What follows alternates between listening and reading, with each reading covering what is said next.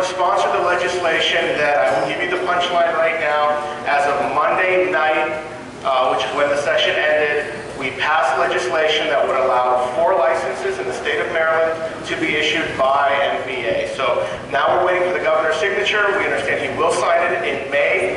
And as of October 1st, when the bill becomes effective, Teslas will be legally sold in the state of Maryland, directly out of the state of Maryland, putting jobs and money right back into the state of Maryland. So we're really excited about it.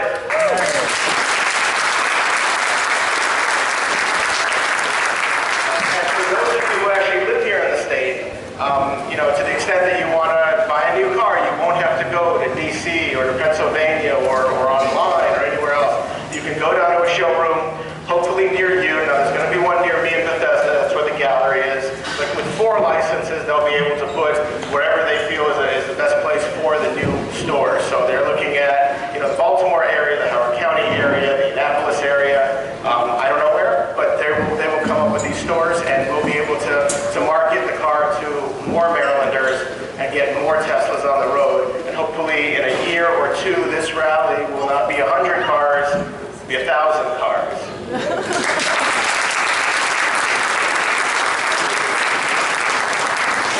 So when I found out, literally we ended the session on Monday, and I found out you guys are having this rally today, I said, I gotta go. And so I mean, how do I not go, right? And so I emailed the folks at Tesla, and they said, we'd love to have you. They said, in good conscience, we can't let you go in a gas-powered car. So they gave me a loaner, and I drove out this morning.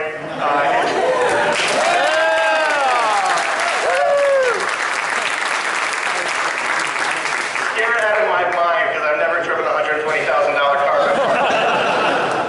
But it was great. They gave me the fob, and I looked down at the little tag, and it said P85 plus, and I said, "You giving me the 85?" And they said, "Yes." I said, "You couldn't give me the D?"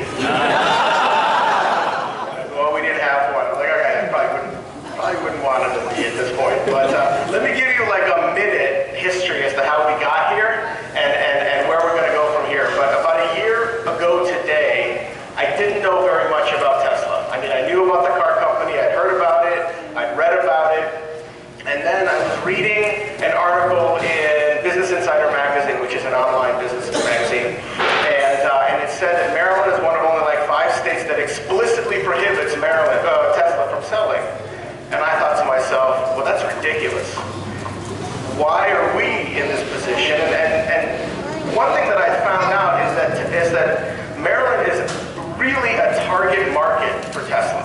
And the reason being is because we are the wealthiest state in the country. We have the highest per capita income of any state in the country. And we have the highest level of education of any state in the country in terms of the number of people with bachelor's and master's and PhDs.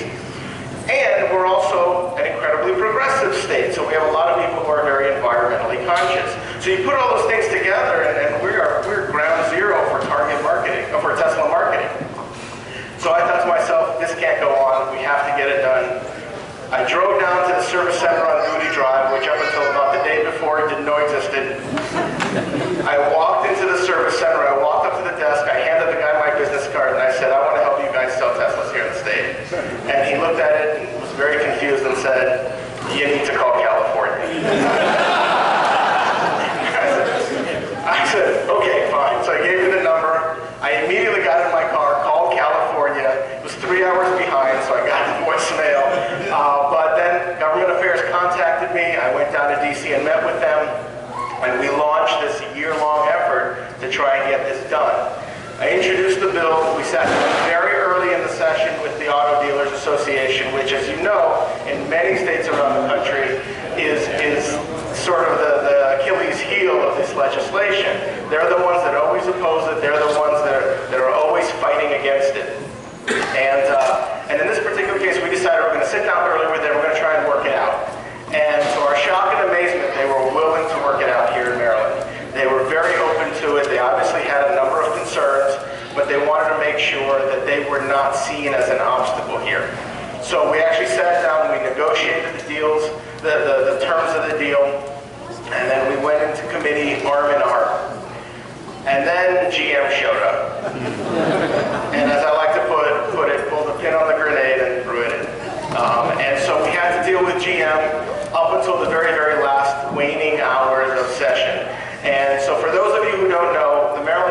legislature's 90 days, January to April. At the midnight of the 90th day, anything that's still on the docket that has not fully passed both the House and the Senate is dead. You start all over again next January. And having been in the legislature now for 9 years, I've had many a bill die at midnight and have to wait again to introduce it the following year. As of Monday morning, the bill had not been voted out of the Senate committee yet. It had passed out of the House committee with only 2 licenses, which we did not want. It had gone over to the Senate and became this political football between the chairman of the House and the Senate committees. And as of Monday morning, the bill had not been voted out of the committee. We finally got it out of the Senate committee. It went to the Senate floor, and I thought to myself, there is no chance we're going to be able to get this done, have the Senate bring the bill back up to 6 licenses, which was the deal we worked out with the dealers, and still go and have time for a conference committee for the House and Senate to work out their differences. So I spoke to the chairman of the House committee, and I said to him, if the Senate only goes to 4, which is where you're going to end up anyway, you know it, will you just accept the Senate's amendments?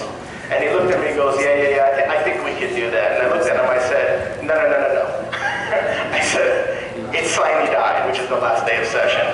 Today it ends. So I don't need a thank you. I said, I need a yes, we can.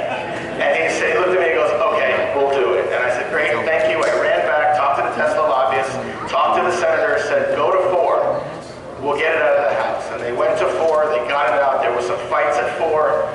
It finally came out of the Senate and back to the House at 10:30 at night. We had 90 minutes. This is where it got really hairy. This was all Monday. This just past Monday. So the bill comes back over. The House, we're running through bills at this point. By the time the bill came over, we only had about 45 minutes left. The chairman of the committee goes up to the speaker's podium and says, I need to take the committee off the floor to take a vote. In Maryland, like in many other states, we have open meeting rules. We can't take a vote in secret, so we have to be in a public place. The committee has to be in a public place. And when we're in the last day, well, that usually means we go out into the hall where everybody can see you take a vote.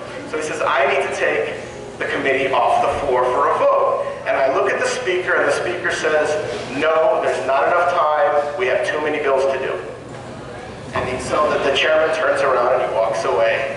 And at this point, I'm apoplectic. And I look at him, I said, what happened? He said, he won't let me take the committee off the floor. So I jump up, Mr. Rank and File, I don't have a chairmanship. I run up to the speaker's podium, and I start yelling at the speaker's staff. You're killing my bill. She looks at me, she says, just calm down, just calm down. I mean, what do you mean calm down? He has to take the committee off the floor. He says, okay, we'll take another look. We'll see what can happen. He goes back up, asks them to take the committee off the floor. This time, he lets them go. They get off the floor. They come back about 3-4 minutes later. I look at the committee members. I said, so did you get it done? He goes, no, we didn't vote on your bill. I'm sorry, what? And I look at the chairman and I said, what do you mean you didn't vote on my bill? He said, committee counsel wasn't there. She ran back with the bill folder to the office building because she forgot something. And I looked at him and I said, are you kidding me? This is like amateur hour. You've been here for 22 years. You're a chairman. How is this happening? And I thought to myself, he's never going to let him take him off the floor twice.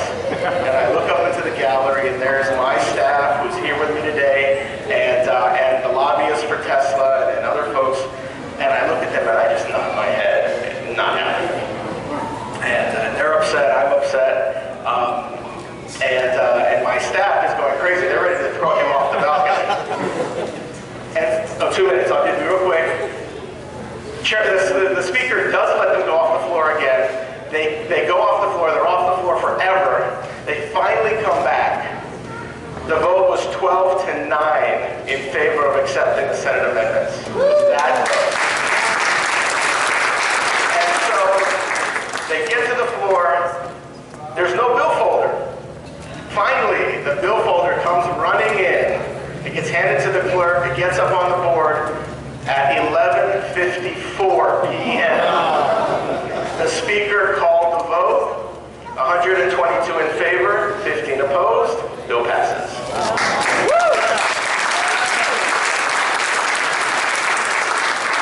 So we got it done. I almost had a heart attack, but we got it done.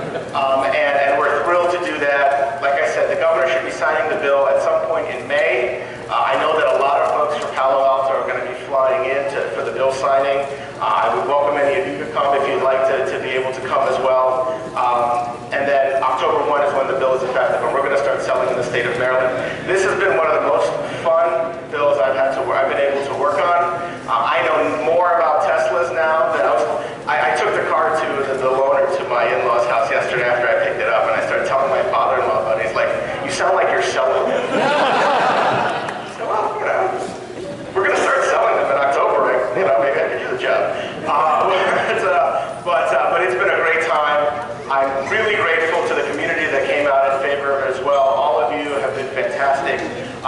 Please keep being fantastic in your states. We still have to get it done in West Virginia and Texas and Michigan and some of the other holdouts, but we're very close to being universal in the United States and globally. So I want to thank you all, and unfortunately there's no time for questions. I know you guys have to get out onto the boardwalk, and I'm looking forward, frankly, to the quietest road rally I've ever heard.